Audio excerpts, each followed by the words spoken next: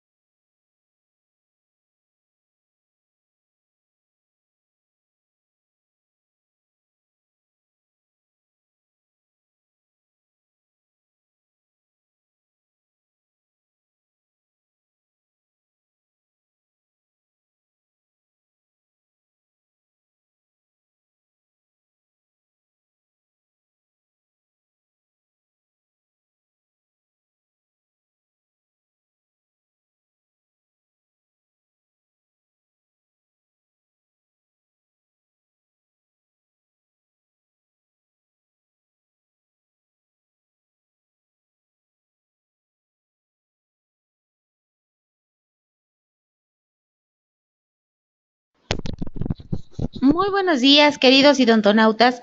Les saluda su amiga Diana Montoya desde la sala de videoconferencias de la Facultad de Odontología de la UNAM. El día de hoy con un interesante programa patrocinado por nuestros queridos amigos de Dentadec. Es un gusto para mí presentarles al maestro Enrique Navarro Bori y a la maestra María Eugenia Vera. Muy buenos días, bienvenidos. Bien, muchísimas gracias a nuestros queridos idontonautas una vez más, nuestro programa mensual que regularmente hacemos y transmitiendo desde la Facultad de Odontología en la sala de videoconferencias en nuestra Universidad Nacional Autónoma de México.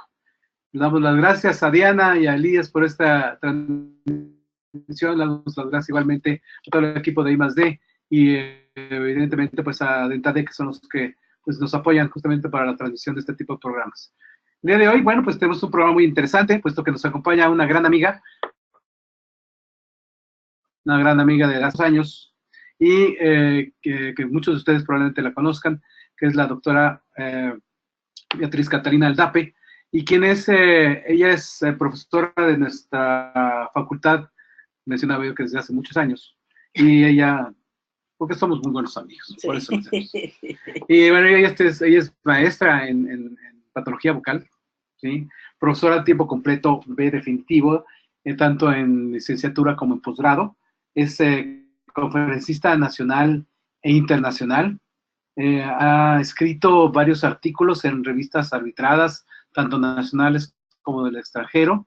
Y bueno, el día de hoy pues tenemos una gran participación y yo personalmente le pedí a ella que nos hiciera el favor de hacer pues un breve anuncio, y aparte de la gran plática que ella siempre está acostumbrada a darnos con respecto a patología, sobre pues un aspecto muy importante, porque va a ser prácticamente la conductora y moderadora de una parte muy esencial que tendremos la próxima semana en nuestro evento magno, que es del 3 al 5 de mayo en el World Trade Center de la Ciudad de México, Congreso Internacional de la Facultad de Odontología UNAM-AMIC, y que evidentemente pues para nosotros reviste de un gran honor el que ella esté compartiendo pues justamente ese seminario con dos personalidades del extranjero, que a través de ella tenemos la gran oportunidad de escucharlas, como son la doctora Diane Flint y la doctora Lisa Cheng. Ellas vienen de la ciudad de Dallas, Texas, en los Estados Unidos,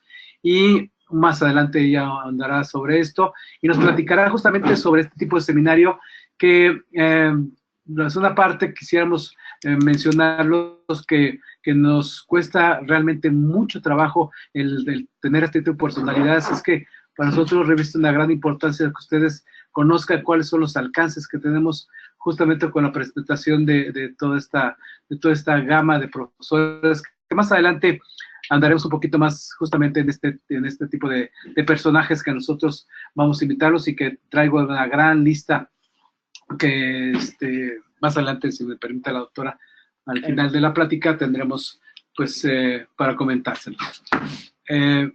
Así vamos a dar inicio.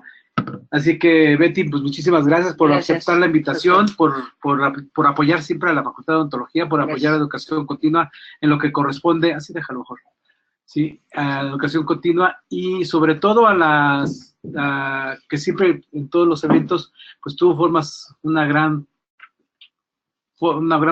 parte muy importante, pues el invitar a personajes muy distinguidos, claro, como siempre los ha ido, ¿no? Que claro, ya en ocasiones anteriores pues nos has hecho favor de traer, ¿no? Sí, entonces, en esta ocasión, muchas gracias por participar, muchas gracias a Maru que por la coordinación del día de hoy, y bueno, pues esperamos, hemos tenido algunos problemas en Facebook Live, esperamos ya conectarnos en un ratito más, y pues damos paso a la entrevista y a la plática de la doctora. Muchas gracias, Betty.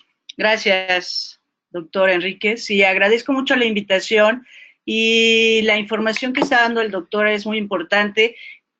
Ustedes están viendo la imagen. ¿Y por qué puse al doctor Wright ahí? El doctor John Wright vino hace un par de años aquí al mismo curso y nos habló de la importancia de la clasificación de tumores y quistes odontogénicos que ya fue publicada en el 2017. Gracias a esta relación que tenemos con el doctor Wright desde hace varios años en la Academia Americana de Patología Bucal y en la Academia Internacional de Patología Bucal, de las cuales él ya ha sido presidente, hemos mantenido esta relación para que él venga y nos apoye con la invitación a los doctores, como la doctora Diane Flint, que es imagenóloga, es la jefa del departamento de imagenología, de ahí de la Universidad de Baylor, en Dallas, y a la doctora Lisa Cheng. La doctora Lisa Cheng es la encargada del departamento de patología,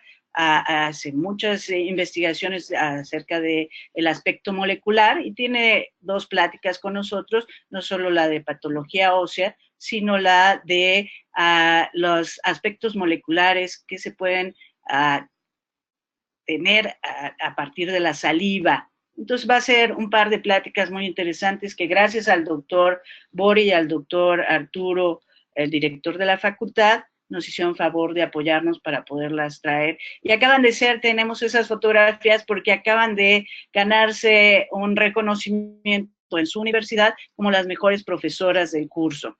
Entonces creo que es importante que sepan que son 2 maestras que vienen a dar todos sus conocimientos, que son muy agradables y que tienen muchos artículos publicados en revistas importantes de anglosajonas. Y que difícilmente las puedes conjuntar en un solo lugar, ¿no? Exactamente. Y además que, como les platicamos que queríamos que habláramos de patología ósea, que es bien complicada, no solo en la imagenología, sino en la histopatología. Entonces ellas se pusieron de acuerdo y creo que va a ser una bonita plática de conocimiento para todos los jóvenes que vayan al seminario y a los dentistas que acudan para estas patologías de hueso que son realmente complicadas y difíciles.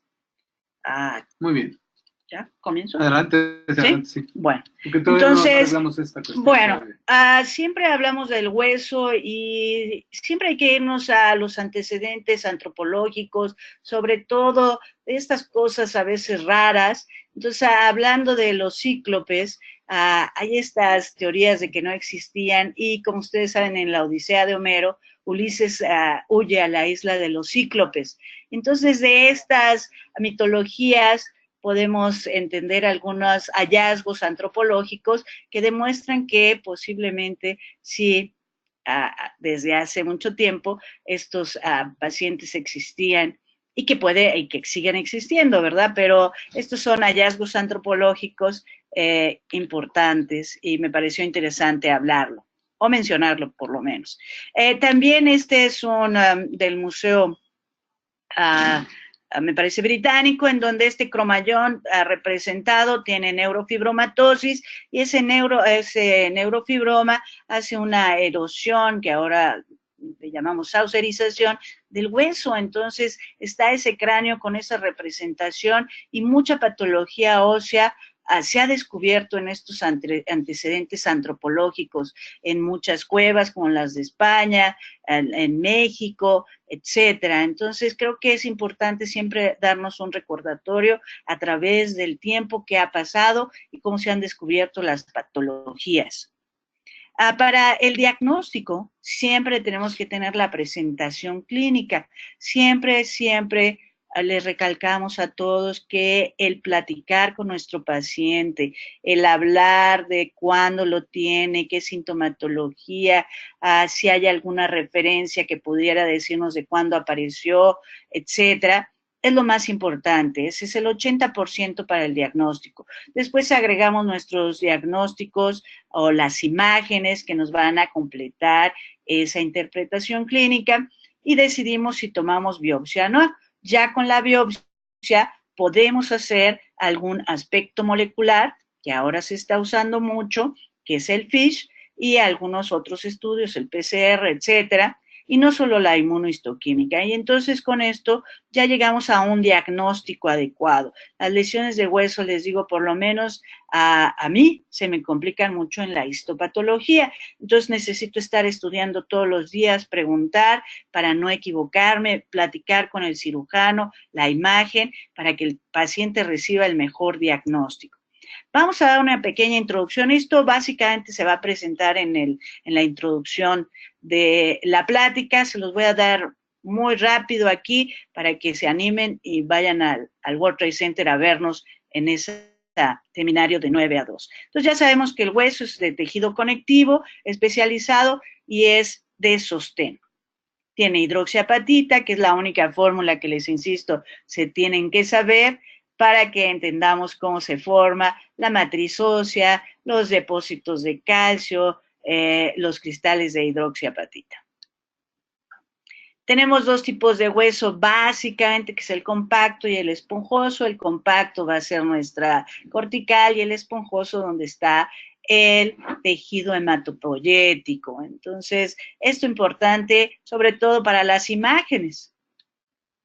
Y aquí lo tenemos histopatológicamente y podemos utilizar algunas veces nuestra luz polarizada para ver estas ostionas y sus centros de crecimiento, no confundir a las ostionas como las esposas del ostión, ¿verdad? Sino una osteona es la zona donde el conducto de Haber y los osteocitos se van formando, y esa es la unidad del hueso. Hay el compacto, que es este lado, y hay el esponjoso en donde hay médula amarilla. En este caso no pusimos médula roja, pero se ve muy bien la diferencia en cuanto a este hueso normal. La estructura general, ya dijimos, periósteo, el tejido conectivo que da origen a la cortical, el endosteo, el hueso que está adentro, las fibras de colágena y nuestro hidroxiapatita. Siempre con nuestra médula ósea hematopoyética y de tejido adiposo. Muy bien, quiero hacer una breve interrupción, perdón, doctora No, Betty, para darle la bienvenida a todos nuestros amigos de Facebook Live. Estamos iniciando la plática con la doctora Beatriz Aldape Barrios, que ella es maestra en patología bucal, es profesora de tiempo completo B definitivo, en pregrado y posgrado de nuestra Facultad de Odontología, y estamos transmitiendo justamente desde la Facultad de Odontología de la sala de videoconferencias. Ella es conferencista nacional e internacional, y obviamente pues vamos tuvimos algunos problemas justamente para dar inicio, pero quiero decirles que me da muchísimo gusto el tenerla a ella con nosotros, puesto que es una conferencista que ha participado en diversos foros, tanto nacionales como internacionales, además de ser autora de muchos artículos, tanto en revistas nacionales como internacionales, muchas de ellas arbitradas, y pues nos da un gusto y un placer tenerla a ellas. Agradecemos mucho la participación de la gente que hace posible esta transmisión, sí, y de la doctora Maru, y pues estamos enlazados justamente con I+D, y bueno, perdón, vamos a darle un pequeño resumen nada más de lo que llevamos. Muchísimas gracias por participar. Bueno, rápidamente nada más es para que esta introducción les llame la atención y puedan asistir a la MIC, ¿verdad? Hablar de hallazgos antropológicos, para que vean que por ejemplo, este cromañón tenía neurofibromatosis y ahí tiene una saucerización en el cráneo. Entonces, siempre hay que irnos a los orígenes de cómo ha evolucionado el diagnóstico y la patología. Aquí mencionamos que es el aspecto clínico, las imágenes, si necesitamos biopsia, se toma la biopsia, se hace el estudio histopatológico y se agregan datos moleculares como el FISH o el PCR, que es muy importante en estos tiempos. No solo la inmunohistoquímica. ¿Qué es el hueso? El hueso es tejido conectivo especializado que sirve de sostén y protección, eso todos lo sabemos. Vamos a ver que hay dos tipos, básicamente, que es el compacto y el esponjoso, la cortical y el centro del hueso, donde hay médula amarilla y médula roja. Podemos utilizar la luz polarizada para ver las líneas de incremento en esas osteonas. Está constituido por periósteo, que es el tejido conectivo, que es donde están las células mesenquimatosas indiferenciadas que van a dar origen a las siguientes células que voy a mencionar, que son los osteoblastos. Los osteoblastos son las formadoras básicamente de la matriz calcificada. Necesitamos hormonas, necesitamos vitaminas. Para nosotras las mujeres son muy importantes los estrógenos. Entonces, todo esto es lo que complementa la formación a partir de los osteoblastos. Otra de las células, bueno, ahí están, forma el osteoide a través de la fosfatasa alcalina y algunas proteínas como la osteocalcina.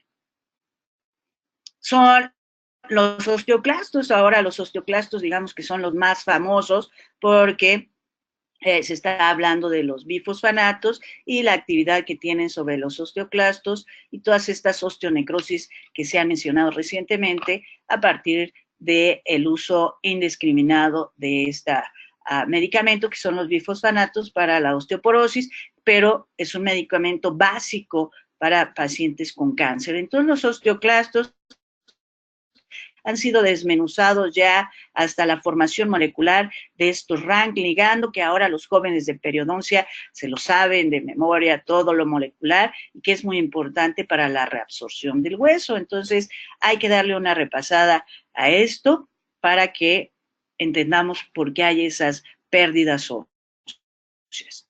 Otras de las células que no se mencionan aquí son los osteocitos, que son básicamente los que forman al hueso. ¿verdad? Ahí están los conductos de Haber, los conductos de Boltzmann, etcétera. Este es un caso representativo de lo más frecuente, que son las exostosis múltiples. Este es un caso de aquí de la clínica de admisión que vieron con la doctora Powell y la doctora Ocadis, uno de los jóvenes Jesús, muy dedicado, hizo que convenció al paciente de que se hiciera su combin para que viéramos cómo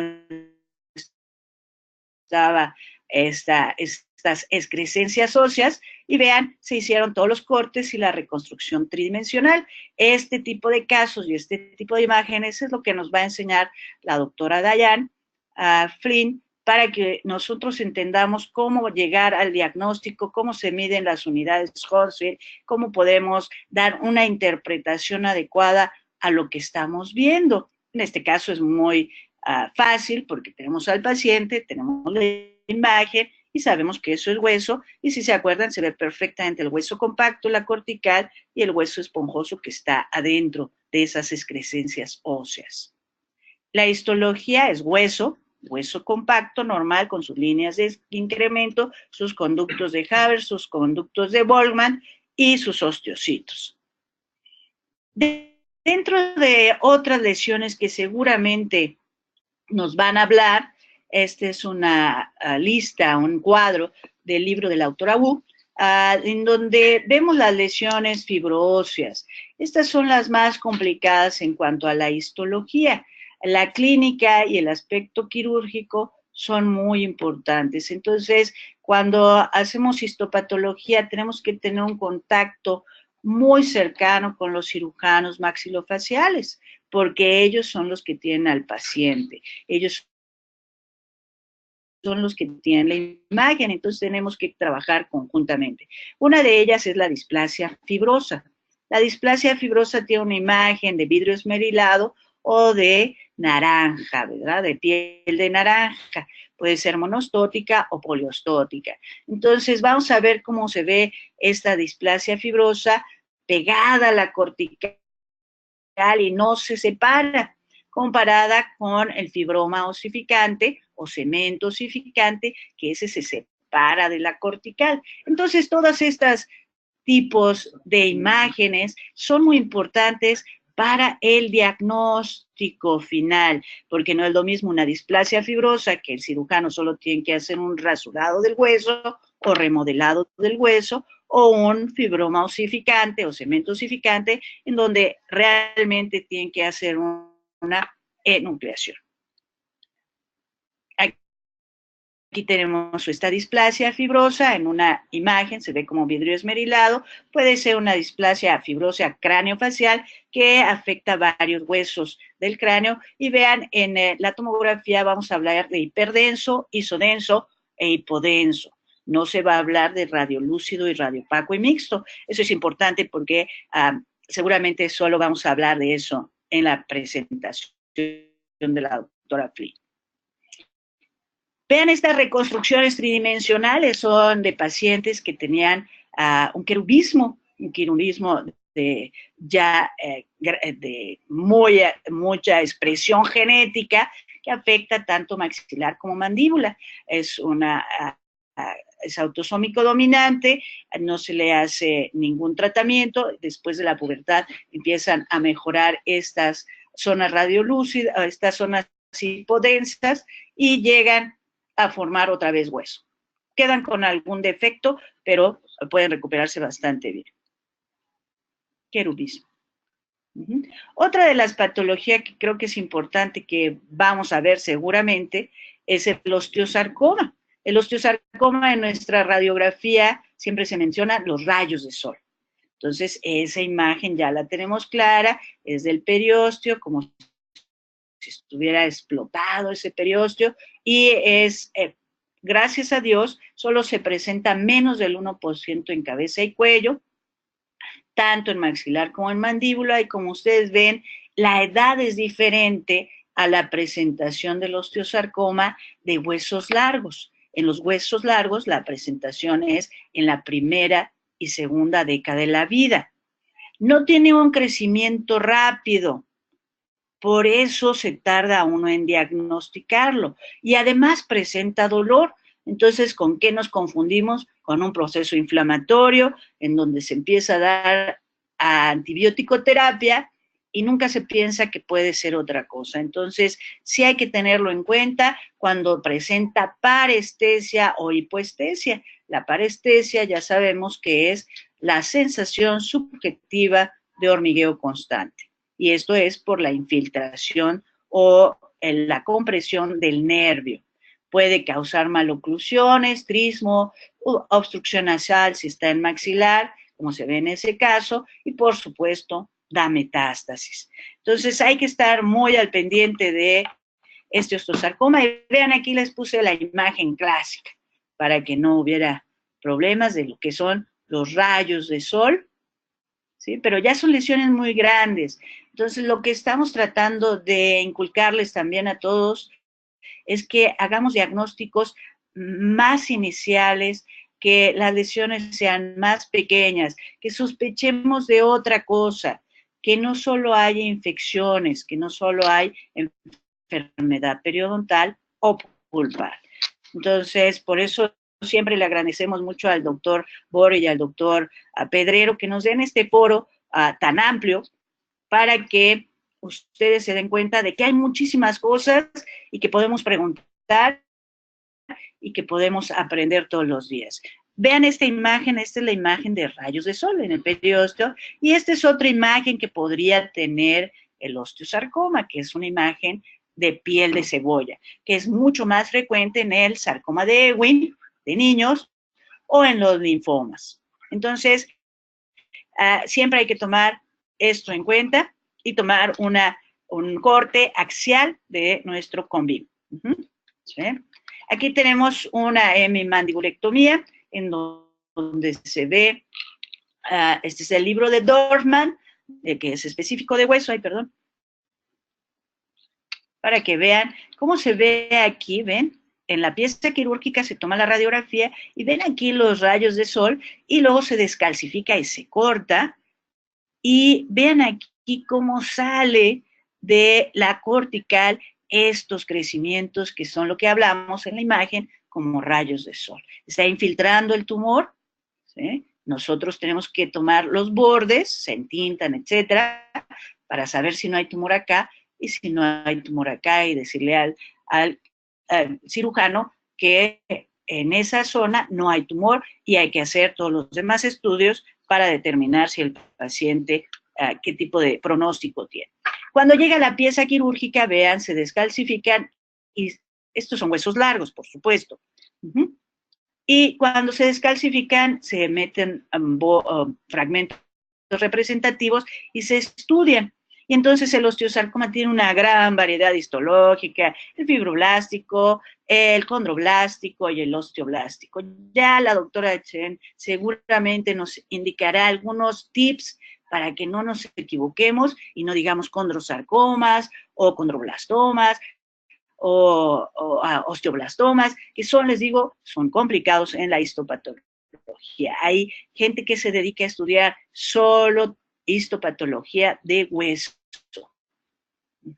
Y aquí, como les platicaba, las lesiones fibroóseas benignas, como el fibroma segmento osificante, la displasia fibrosa. En este momento vamos a hablar específicamente del fibroma osificante, que es una lesión benigna de hueso, en donde primero se cambia el hueso normal por tejido conectivo, que inicialmente es una lesión radiolúcida, y luego se empieza a formar el hueso. Hay el trabecular y el samomatoide de acuerdo a la histopatología, y hay uno agresivo en niños. Entonces, digamos que es el que nos cuesta un poquito más de trabajo para hacer la diferenciación con la displasia fibrosa, que también presenta este tipo de tejido, y en la histopatología descrita dice, presenta letras chinas.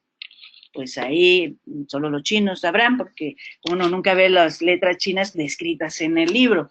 Entonces, eso es para que cuando aprendemos, pues nos demos una idea, pero hay que ver y ver y ver todos estos casos para poder diagnosticarlos. Otra enfermedad muy interesante es la enfermedad de Paget. La enfermedad de Paget se da en ancianos mayores de 55 años, es mucho mayor en el Reino Unido y menor en Asia. Seguramente tiene un factor genético. Va a tener dolor de cabeza, síntomas neurológicos, todos los agujeros por donde salen los pares craneales se van calcificando, entonces el paciente puede tener problemas de vista, de oído, de dolores de cabeza, pérdida del gusto, etcétera. Y la imagen clásica radiográfica es de copos de algodón, y como ustedes lo ven aquí en el CONVIL, pues se ve más calcificado todo el cráneo, toda la mandíbula, hay diastemas, etcétera. Entonces hay que hacer laboratorios, y en la histopatología se ven estas piezas quirúrgicas, estas fases del hueso, que se llama que tiene una línea de incremento en mosaico. ¿Sí? Las espículas óseas tienen estas líneas de incremento que parecen mosaico. Eso está descrito en la literatura. Ahora se utilizan otros métodos, como la inmunohistoquímica, como el FISH, este es el FISH, donde se buscan los genes. Estas inmunohistoquímicas, este SALB2, digamos que es una de las más utilizadas ahora para el osteosarcoma, el MDM2 también, y el CDK4. Todos los días salen nuevas inmunohistoquímicas, entonces todos los días tenemos que ver qué es lo que nos está ayudando para no equivocarnos en el diagnóstico. Si ustedes ven un fondo azul, es que es negativa esta proteína, este anticuerpo, y si tiene un color café, pues va a ser positiva. Entonces nos vamos a dar mucha idea si sabemos cuáles son los colores para lo positivo y lo negativo de estas nuevas técnicas de inmunohistoquímica o de estos nuevos anticuerpos que se utilizan, y aparte del FISH. ¿Sí? Algunos casos, nada más para que ustedes vean lo complicado, por ejemplo, la osteitis condensante, que es la más frecuente, es un hueso compacto en donde clínicamente no debemos de hacerle nada al paciente. También podemos tener algunas osteomielitis granulomatosas, en donde hay células gigantes multinucleadas, las osteomielitis, que en nuestro país todavía son muy frecuentes debido a que los pacientes no se tratan adecuadamente o tienen problemas inmunológicos o inmunodeficiencias, etcétera. Entonces tenemos pacientes que tienen osteomielitis crónicas, osteomielitis agudas, los granulomas periapicales, que son todos los días, y estas fotografías, por supuesto, son del doctor Jerry Bucco, que nos regaló toda su colección a todos los patólogos del mundo. Es increíble, todo el trabajo de 40 años del doctor Jerry Bucco nos los regaló, y alguna vez vino a México con nosotros. Aquí tenemos otros ejemplos de algo que también se puede hacer, que es la luz polarizada. Es un aspecto del microscopio muy especial, se ponen dos lentes y se puede ver todas estas líneas de incremento dependiendo si es osteoide, hueso maduro, si tiene alguna patología, etcétera.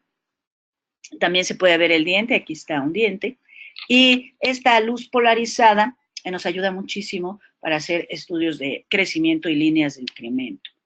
casi nadie lo usa con frecuencia, pero es algo muy bonito y parece como si fueran dibujos del doctor Van Gogh, ¿verdad? ¿Sí?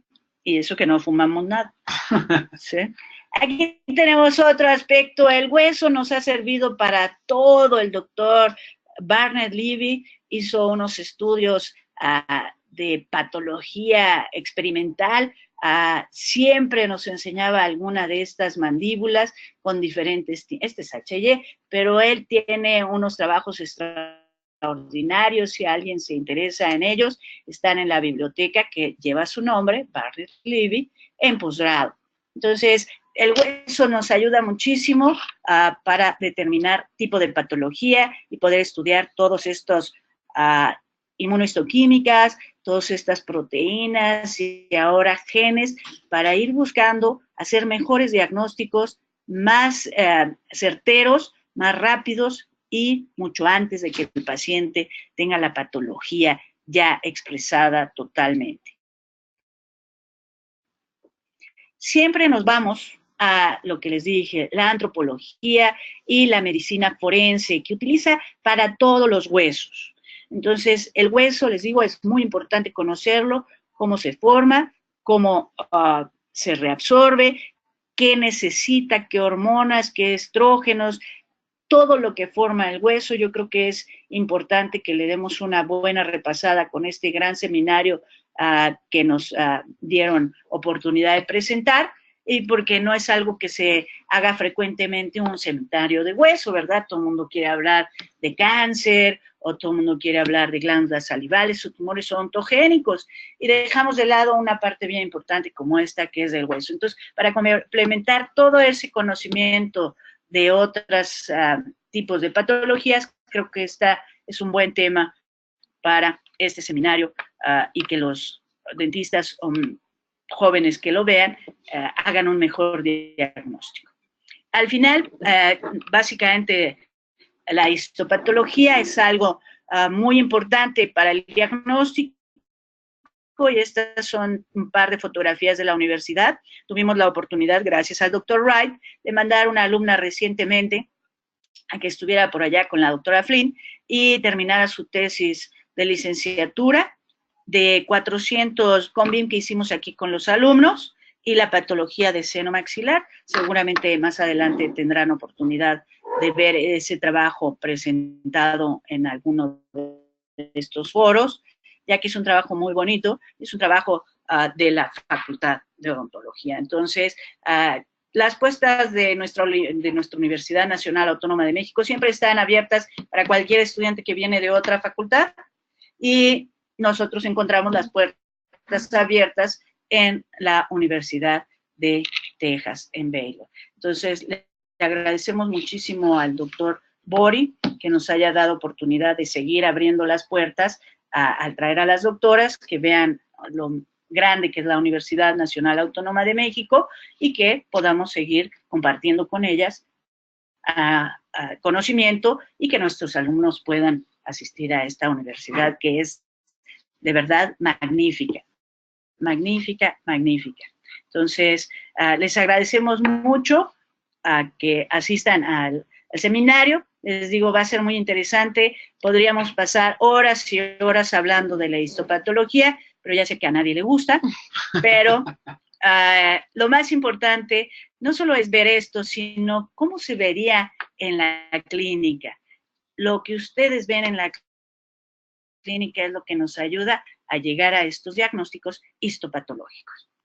Muchísimas gracias. Pues muchas gracias, doctora. La verdad es que es muy interesante. Sin duda, pues son temas muy relevantes y que evidentemente pues nos llevan hasta una conclusión de resultados que durante tantos años han estado haciendo todo tu equipo, y con las doctoras estas de la doctora Flynn y la doctora Chen que vienen de Baylor. Realmente es muy importante, y personalmente te agradezco esta gran oportunidad de poderlas escuchar en esta ocasión. La próxima semana, justamente dentro de mañana en 8, ya iniciamos este evento. Este es en el World Trade Center de la Ciudad de México. La inscripción está abierta, los esperamos ahí a partir del miércoles por la tarde, están las inscripciones. mucha gente, tenemos invitados a más de 50 facultades y escuelas de odontología del país, a muchas instituciones de salud, hospitales, ¿sí? Que están invitadas. Y realmente para nosotros es un evento en una forma general, que en un ratito más voy a dar algunos datos, pero lo más importante para nosotros es contar con gente muy especializada en diferentes temas, y me refiero justamente a las doctoras que amablemente, pues por tu presencia y por tus conocimientos y por tu experiencia, así como por tus contactos, es posible traer este tipo de personas que no es fácil ni juntarlas, ni por el costo, ¿verdad?, tenerlas aquí en México. Realmente para nosotros eso es un placer y es un orgullo tener este tipo de profesoras que han recibido pues, reconocimientos en sus países y que pues esperamos tener esa oportunidad de verlas. Y como decía la doctora, bueno, pues esto es mucha teoría y es mucho de lo que a lo mejor no toda la mayor cantidad de los clínicos observa justamente en el laboratorio de patología, que lo ven más en la clínica, pero sí que sepan hacer la diferencia, ¿no? Y saber a dónde referirlas, porque lo más importante que nosotros queremos llegar es que ustedes tengan hacia dónde dirigir a todos sus pacientes. Eso es uno de los objetivos principales en tener este tipo de pláticas. Te agradezco mucho. Hay muchas preguntas, a ver si vamos a ir en esta primera etapa, en lo que corresponde a las preguntas. No vamos a recabarlas, la doctora Maru, pero en el Facebook Live hemos estado a nuestras espaldas. Hemos, como ha sido nuestra costumbre durante las últimas semanas, hemos estado presentando algunos aspectos importantes de lo que es prácticamente pues nuestro campus, claro, tanto en el campus en CEU como en diferentes campus que tiene la Universidad Nacional. Y en este caso, pues tenemos lo que es mal conocido como La Muela, ¿sí? Que es una obra de los años 50, ¿sí? Del arquitecto español Félix Candela Oteriño, cuya finalidad justamente era totalmente diferente, ¿sí? La finalidad era medir los rayos cósmicos, ¿sí? Durante mucho tiempo, pues, se utilizó con ese fin, y fue de los primeros edificios, según constan los archivos históricos, de los primeros lugares donde se construyó precisamente la ciudad universitaria.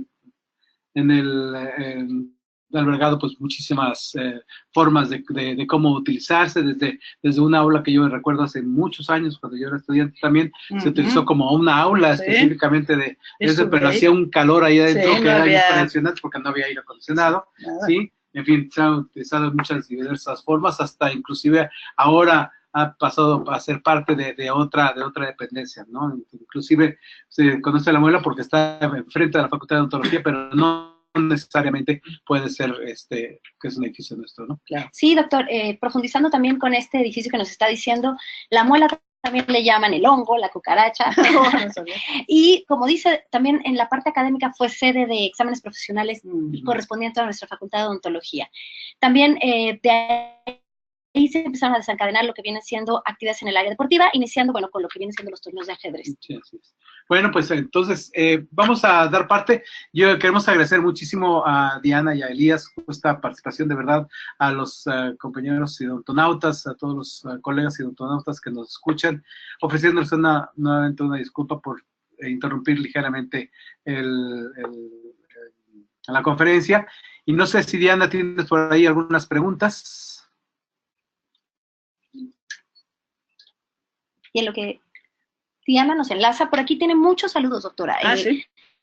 Desde Guadalajara, Durango, Chihuahua, Veracruz, Vallarta, Saltillo, Puebla, del extranjero, desde Perú, Ecuador, dándole sobre todo agradecimientos porque de muchos fue nuestra profesora y felicitándola porque, bueno, es la que mejor maneja el tema de patología. Ah, gracias, muy amable. Sí, no fuiste. Muy bien, pues hay varias preguntas aquí. Y dice...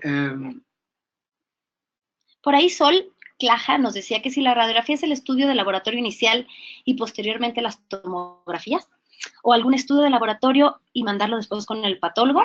Bueno, los estudios de laboratorio serían de la sangre, ¿sí? Tu biometría hemática, tu química sanguínea son indispensables si ves alguna patología en cavidad bucal.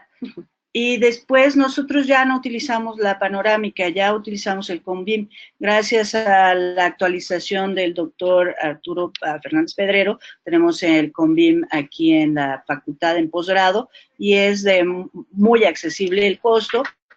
Entonces, a todos nuestros pacientes de rutina ya les hacemos el CONVIM.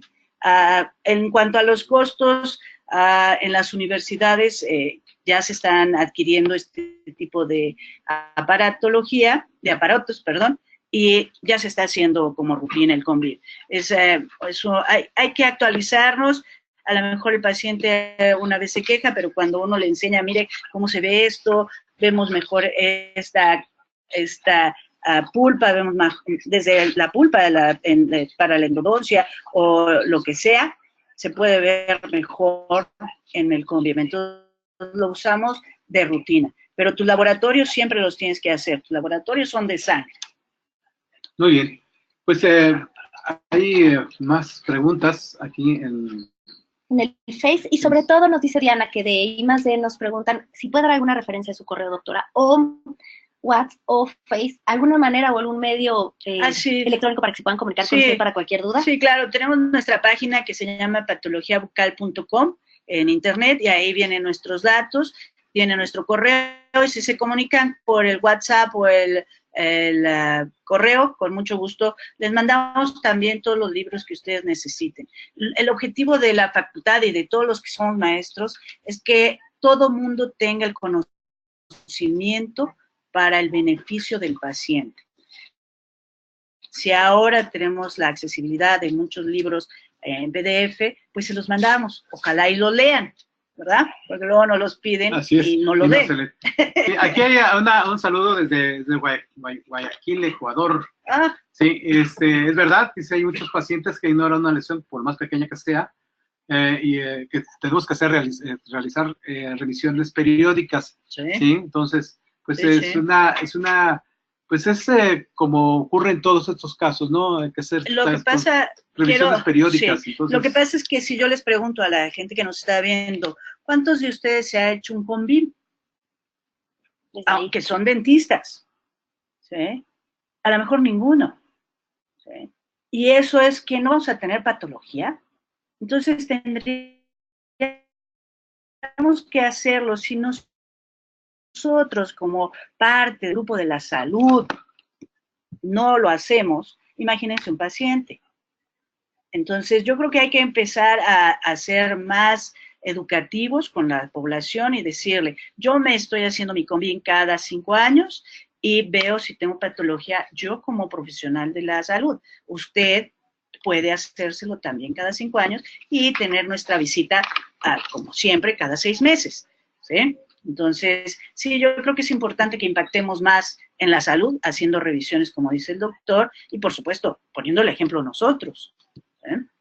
Hay una cantidad de felicitaciones, abrazos, besos, todo, Betty, desde muchos lados del interior de la República, muchas gracias. Del extranjero, y eso me da mucho gusto porque las profesores que dejan huella y eso es maravilloso para que gracias. La gente te recuerde. Te vamos a pasar todos, ojalá los puedas contestar. Claro, por supuesto. Sí, para que la gente se quede motivada para que nos siga escuchando. Sí. Los invitamos igualmente a toda la gente que nos escucha, que nos ve, que está con nosotros semana por semana, que nos envíen sus peticiones también. También queremos escucharlos.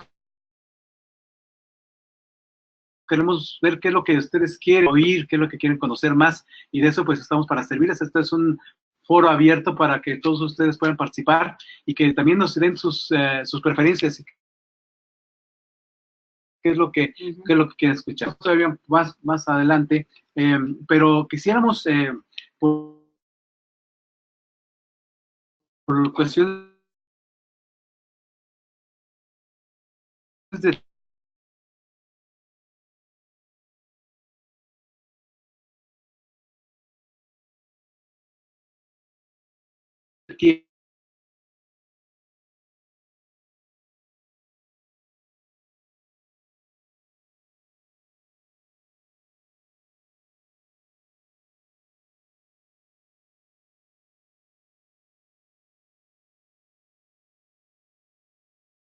tiempo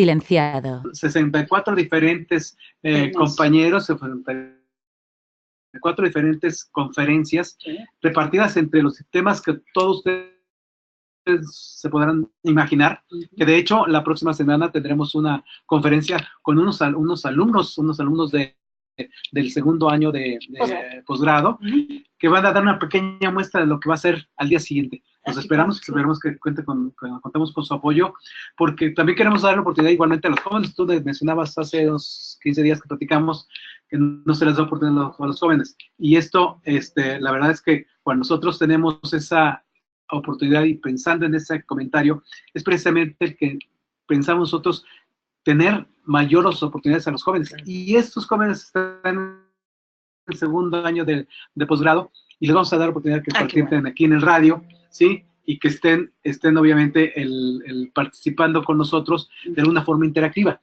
Y entonces dando una pequeña muestra de lo que se hace en diferentes. Esto es una plática de perioortodoncia, es una combinación. Esperamos que nos vean la próxima semana en esto. Y la verdad es que platicaremos pues mucho más de participación prácticamente de diferentes especialidades en lo que es prótesis bucal, implantología, periodoncia, ortodoncia, odontopediatría. Tenemos un salón exclusivo para odontopediatría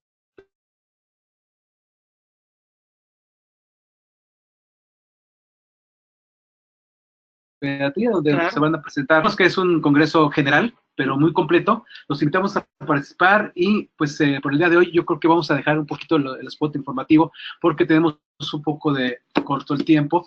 Le agradecemos muchísimo la presencia a Betty por esta gran oportunidad que nos dio, por este gran apoyo que siempre la educación continua y específicamente al Congreso le da por traer a tan importantes personalidades y darnos oportunidad de escucharlas, por siempre el apoyo a educación continua, a Maru por esta coordinación y a los compañeros tanto de I+D como Diana y Elías, y en Facebook a Mario y a Miguel por esta transmisión que tuvimos un poquito cortada al principio, y un servidor. Bueno, pues los veremos la próxima semana y esperamos verlos igualmente el próximo día 3 de mayo, sí, en el World Trade Center de la Ciudad de México. Recuerden, 3 al 5 de mayo, donde tendremos, aparte de todas las actividades, tendremos un área de carteles, donde tenemos más de 700 carteles, de diferentes escuelas. Tenemos muchos invitados yo decía yo, de